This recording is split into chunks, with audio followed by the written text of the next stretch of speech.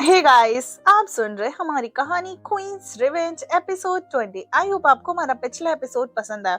यार सुनो, अगर आप लोग ना चैनल पे स्टोरी सुनना चाहते हो तो प्लीज लाइक करो यार, कम से कम लाइक करो, कमेंट करो, है ना। तो और अगर आपने चैनल को सब्सक्राइब नहीं किया तो सब्सक्राइब भी करो, ज्यादा से ज्यादा शेयर करो यार। अगर आप मोटिवेशन के लिए प्लीज स्टोरी में अगर आप ये सारी चीजें नहीं करोगे तो सामने वाले को लगेगा कि यार मोटिवेट नहीं हो रही हूँ ना मैं।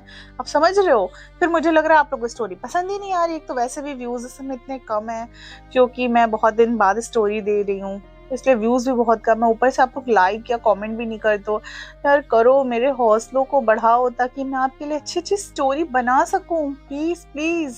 पता है इसमें बहुत मेहनत लगती है और आपका बस एक लाइक मुझे कितनी खुशी देता है ना, मैं बता नहीं सकती हूँ। एक लाइक, एक छोटा सा कमेंट आपके लिए तो बस 1 सेकंड का काम है, बट मुझे वो इतना मोटिवेट करता है कि मैं आपके लिए बहुत अच्छी अच्छी स्टोरीज, फिर मैं सोचती हूँ कि और भी स्टोरीज बनाऊं।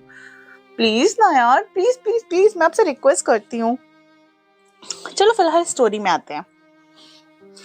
लव एकटक सामने देख रही थी। लव के होठों पर एक मुस्कुराहट थी। दिव्य लव के कंधों पर अपना सर रखकर गुस्से के सामने खड़ी उस लड़की को देख रहा था। सामने खड़ी लड़की के चेहरे पर बहुत घमंड था। उसने जब लव के साधारण कपड़े देखे तो उसे लगा लव बस शो ऑफ करने के लिए सब कुछ बोल रही है, असल में तो उसके पास पैसा ही नहीं है। वो लड़की अपने गुस्से को शांत करते हुए अपने हाथ बांध लेती है और डबल स्माइल करके बोलती है, क्या कहा तुमने? मेरी ड्रेस? तुम कितनी कीमत दोगी इसकी? क्या तुम्हें पता है ये ड्रेस कितने की है? क्या सच में तुम्हारे पास इतने पैसे हैं कि तुम मुझे ये दे सको? बॉडीगार्ड भी घमंड से लव को देख रहा था। लव के चेहरे के एक्सप्रेशन नहीं बदले। उसने मजाक उड़ाते हुए कहा, कहीं तुम्हें डर तो नहीं ये लग रहा कि अगर मैंने तुम्हें इस ड्रेस की कीमत दे दी फिर तुम्हें सबके सामने अपनी ड्रेस उतारनी होगी? सामने वाली लड़की भड़क गई। वो अपनी मुट्ठी कसते हुए गुस्से में बोलती है, क्या तुम्हें पता है मैं लावण्या हूँ? मेरी और रंधावा खानदान का एक गहरा रिश्ता है। जो रंधावा परिवार के खिलाफ जाता है वो कभी भी इस शहर में चैन से जी नहीं पाता।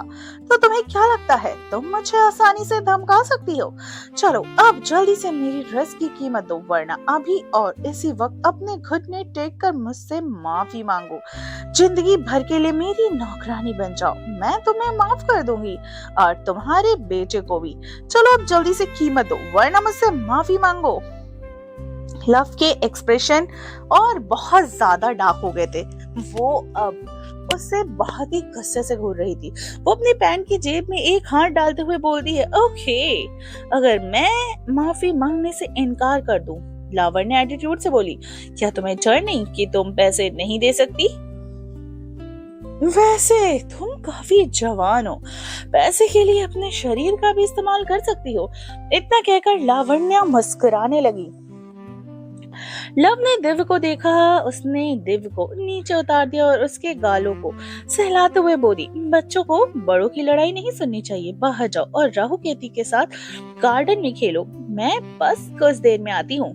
लव को लगा जिस तरीके से लावण्या बात कर रही है उसका दिव्य पर बहुत ही गलत असर पड़ेगा, इसलिए उसे भेजना ही सही रहेगा। लावण्या एकदम आगे बढ़ते हुए हंसकर बोली, क्या हुआ? क्या तुम्हें बर्दाश्त नहीं हो रहा? तुम्हारा बेटा तुम्हारी सच्चाई जान जाएगा।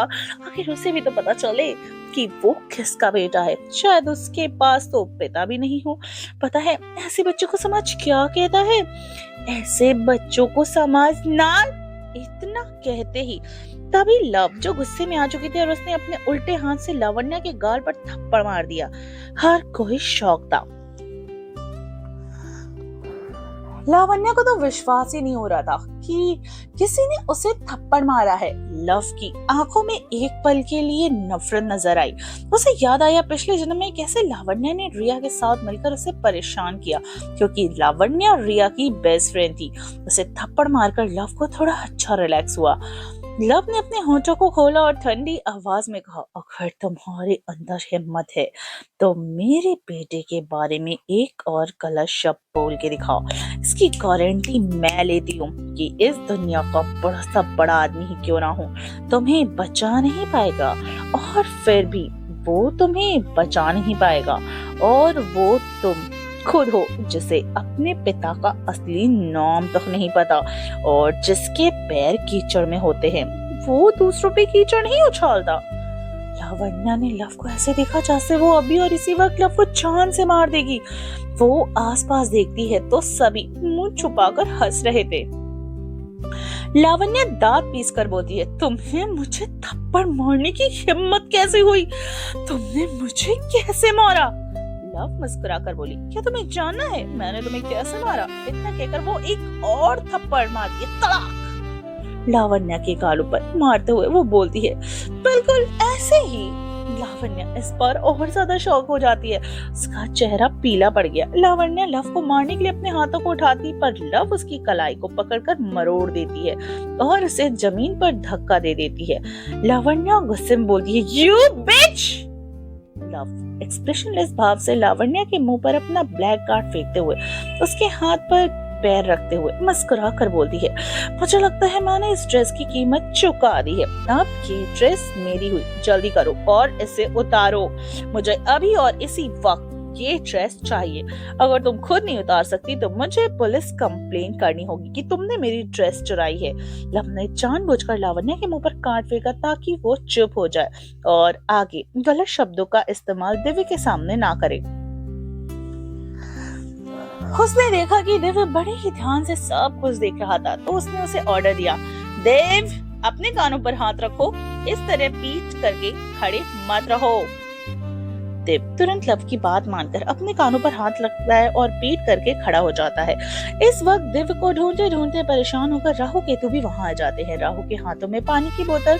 जब उन्होंने लव और दिव्य को इतने सारे लोगों में बीच में देखा तो परेशान होकर इधर चले आते हैं। लावण्या बुझ भी नहीं पा रही थी, उसकी हाई हील्स टूट गई थी। उसका पर्सनल बॉडीगार्ड डर कर एक कदम पीछे हो गया था। लावण्या चिल्लाते हुए बोलती है, तुम सब बस देखो रंधावा फैमिली कैसे तुम्हें सबक सिखाती है। न कहते ही जैसे ही उसने अपना फोन उठाया, अचानक एक डरावनी और दमदार आवाज गूंज उठी, जिसे सुनकर लावण्या और हर कोई सहम गया। मुझे क्यों नहीं पता कि रंधावा परिवार तुम्हारे इतने करीब है? इस बात को सुनते ही सभी ने मुड़कर देखने लगे। तंश एक्सप्रेशनलेस भाव से लव के बगल में खड़ा हो गया। उसके अंदर से एक डरावनी आवाज निकल रही थी। उसे देखकर लव हैरान हो गई। लावण्या थोड़ी डरी हुई थी, वो तंश को पहचान भी नहीं पा रही थी। उसने उसे घूरते हुए कहा, तुम कौन हो? और चुपचाप यहाँ से चले जाओ वरना तुम्हारा बुरा हाल होगा। लव ठंडे भाव से उसे घूरने लगा और दूर खड़े अपने एक गार्ड को देखता है। उसका गार्ड उसके इशारे को समझकर लावण्या के पास आया और उसे एक तेज थप्पड़ मार दिया। लावण्या का गाल सुन्न पड़ गया। लावण्या के होठों से खून बहने लगा, उसका सिर भारी होने लगा। लव के कारण ये मामला ज्यादा नहीं खींचना चाहती थी, इसलिए उसने राहु के हाथ से पानी की बोतल ली और उसे लावण्या के सिर पे डाल दिया। फिर वो घुटनों के बल बैठकर धीमी आवाज में लावण्या से कोल्ड वॉइस में बोली, अभी और इसी वक्त मेरे बेटे और मुझसे माफी मांगो। अगर तुमने ऐसा नहीं किया तो मुझे वक्त नहीं लगेगा लोगों को ये बताने में कि तुम असल में एक नौजायज बेटी हो। और तुम्हारी माँ जो इतने आयशो आराम की जिंदगी जी रही है, उन्होंने एक अमीर आदमी से शादी करके उसे तुम्हारा पिता बना दिया। मैं सबको बता दूंगी कि वो ठेके पर काम करती थी। ये मत सोचना कि मेरे पास सबूत नहीं है, क्योंकि ठेके पर आज भी लोग तुम्हारी माँ के दीवाने हैं। इतना कहकर लव खड़ी हो जाती है और लावण्या का चेहरा और भी ज्यादा पीला पड़ जाता है। वो घबरा गई थी, उसे विश्वास नहीं हो रहा था कि एक अनजान लड़की को उसकी माँ के बारे में सब कुछ पता। वो घबराते हुए मन में बोली, नहीं मैं इस लड़की को बाद में बदला ले सकती हूँ। अगर इसके पास सच में सबूत हुए तो मेरी ऐशो आराम की जिंदगी चली जाएगी और सब मुझ पर हंसेंगे। ये सोचते हुए उसने और भी ज्यादा घबराते हुए उसके पीले पड़े चेहरे के साथ दिव्य की पीठ को देखकर अपने दांत पीसे हुए बोली, मुझे माफ कर दो। मुझे तुम्हारी और तुम्हारी मॉम के साथ इस तरह का बर्ताव नहीं करना चाहिए था। लव उसे देखकर बोली।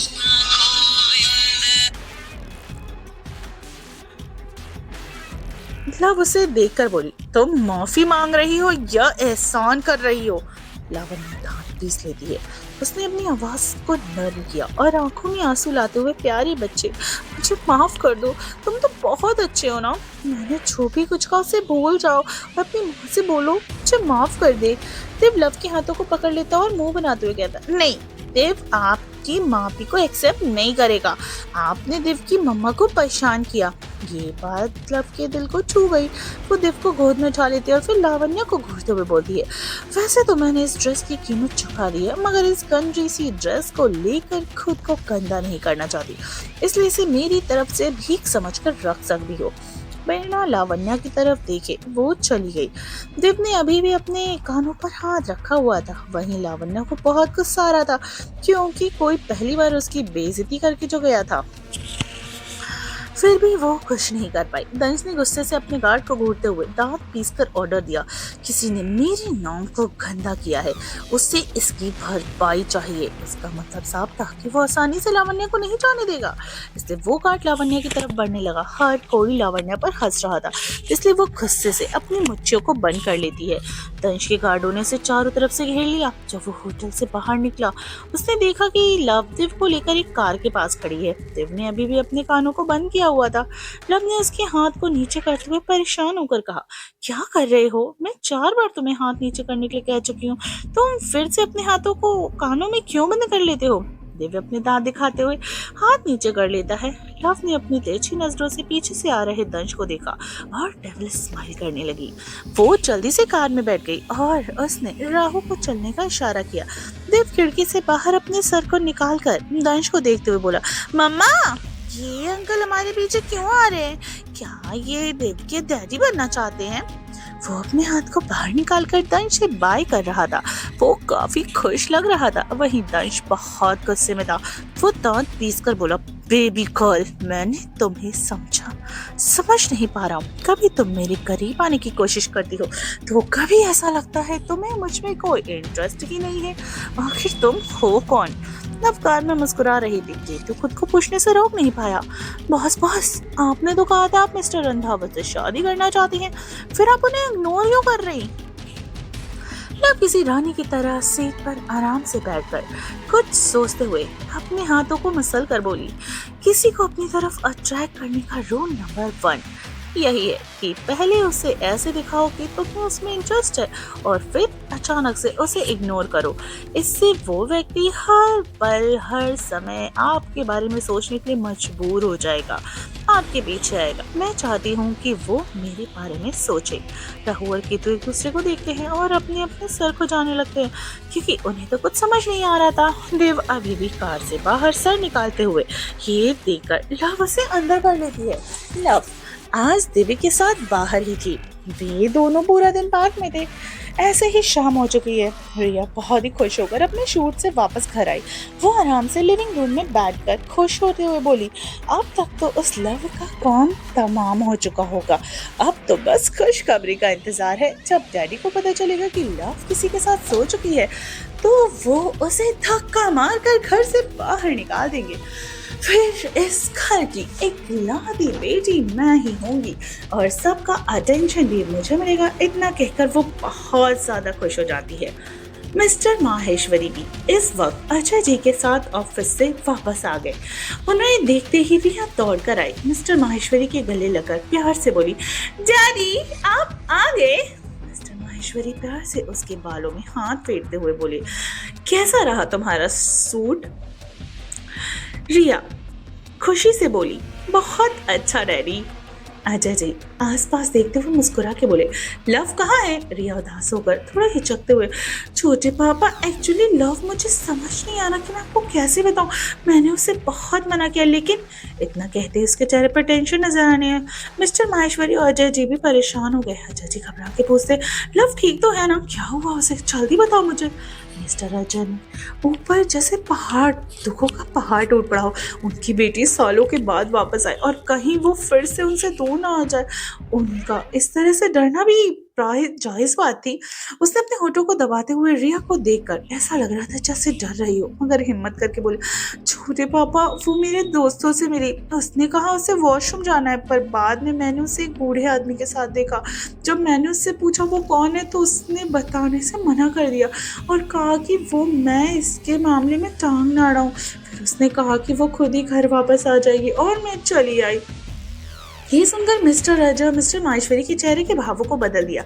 रिया मंद ही मंद मुस्कुरा रही थी और फिर उदास हो गई। उसकी आंखों में आंसू आ गए। उसने अगले ही पल कहा, डैडी लव को गलत न समझे, हो सकता है वो उस बूढ़े आदमी को पहले से ही जानती हो और मेरी नजरों का धोखा खा गए हम। मैंने कुछ और ही समझ लिया शायद। इतना कहा ही था कि तभी उसने जानबूझकर टीवी ऑन कर दिया, क्योंकि रिमोट पहले ही उसके हाथों में था। उसने एक न्यूज़ चल रही थी जो काफी ट्रेंडिंग में थी। मिस्टर माहेश्वरी और अजय को कोई फर्क नहीं पड़ा, लेकिन रिया के चेहरे के भाव अचानक बदल गए। इसी वक्त विला के बाहर एक कार आके रुकी। लव देव को लेकर अंदर आई। देव ने एक टॉय गन पकड़ी हुई थी और वो इंटरेस्ट के साथ उसे देख रहा था। लव जैसे ही अंदर आई उसने माहौल थोड़ा सा गर्म महसूस हुआ।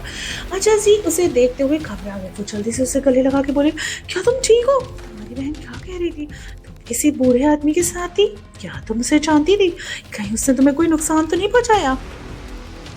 लव हैरानी से बोली, आप क्या कह रहे हैं डैडी? कौन बूढ़ा आदमी? रिया जब लव को अपने सामने सही सलामत देखती तो वो और भी ज्यादा हैरान हो जाती है। उसके चेहरे के रंग उड़ चुके थे। वो मन में बोलती है, ऐसा कैसे हो सकता है? मेरा प्लान कैसे फेल हो गया? वो कुछ नहीं बोल पाई, मगर तभी लव के चेहरे पर कमजोर वाले एक्सप्रेशन आने लगे। उसने अजय जी को देखा और फिर उदास होकर बोली, कौन बूढ़ा आदमी डैड? रिया दीदी तो मुझे होटल में अकेला छोड़कर पता नहीं कहाँ चली गई। उन्होंने कहा वो थोड़ी देर में आएंगी। मैंने उनका बहुत इंतजार किया लेकिन वो नहीं आई। मैं इस शहर में नहीं हूँ। मुझे बहुत डर लगा। मुझे समझ नहीं आया कि मैं देव के साथ कहाँ जाऊँ, पर अच्छा हुआ मेरी याददाश्त काफ़ी तेज है और मुझे रास्ता भी याद था। इसलिए कहते कहते उसकी आंखों में आंसू आ गए। रिया के पास जाकर उदास होकर बोली, रिया दीदी क्या आप मुझे पसंद नहीं करती हैं? तो पता है मैं कितना डर गई थी। रिया वाह होके खड़ी थी। उसके मुंह से तो कोई शब्द ही नहीं निकले। मिस्टर माहेश्वरी का चेहरा काला पड़ गया। वो गुस्से में रिया से पूछे, क्या ये सच है? मगर तुम तो अभी कुछ और कह रही थी। क्या तुम लव को अकेला छोड़ कर आ गई थी?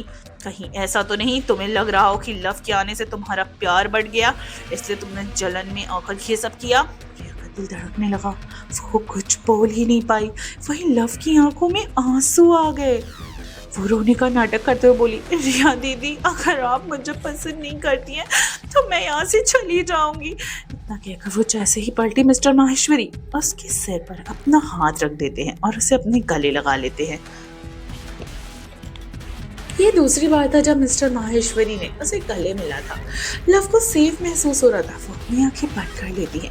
शायद वो इस प्यार के लिए तरस रही थी। वहीं मिस्टर माहेश्वरी गुस्से में बोले, इस घर में जो भी गलती करता है उसे सजा मिलती है। रिया मुझे लगता है तुम्हें भी रुद्रानी की तरह सजा मिलनी चाहिए। अगर आज से 1 महीने तक तुम भी सर्वेंट क्वार्टर में रहोगी, तुम्हें कोई भी सुख सुविधा नहीं दी जाएगी। तुम्हें सर्वेंट्स के साथ खाना मिलेगा और इसके आगे मुझे कुछ और नहीं सुनना। रिया के ऊपर तो जैसे दुखों का पहाड़ टूट पड़ा। वहीं लव हल्का सा मुस्कुरा दी। उसने मन में कहा, तुमने मेरे डैडी को धोखे से रखा ना, और मेरी जगह लेकर हमेशा सबका प्यार लिया, पर अब मैं अपनी जगह वापस लूंगी और अपने डैडी को भी। इतना कहकर वो मिस्टर माहेश्वरी को पकड़ लेती है। वहीं देवी सोफे पर चलते हुए अपने हाथ से गन के साथ खेल रहा था। उसे बहुत मजा आ रहा था। वो भाग्यों के लव के पास आया, उसके पैरों से लिपटते हुए खुश होकर बोला, मम्मा आप देव के साथ खेलिए ना। वहीं उसके मुंह से मम्मा शब्द सभी को हैरान कर दिया। लव अपनी जगह पे जम गई। क्या सबको पता चल जाएगा कि लव देव की माँ है? क्या लव अपने मॉम डैड की सच्चाई बताएगी? वो उनकी असली बेटी है? क्या दंश लव के जाल में फंसेगा? जानने के स्टोरी में बने रहिए और सुनते रहिए क्वींस रिवेंज, सिर्फ जिनी एफएम जान के साथ।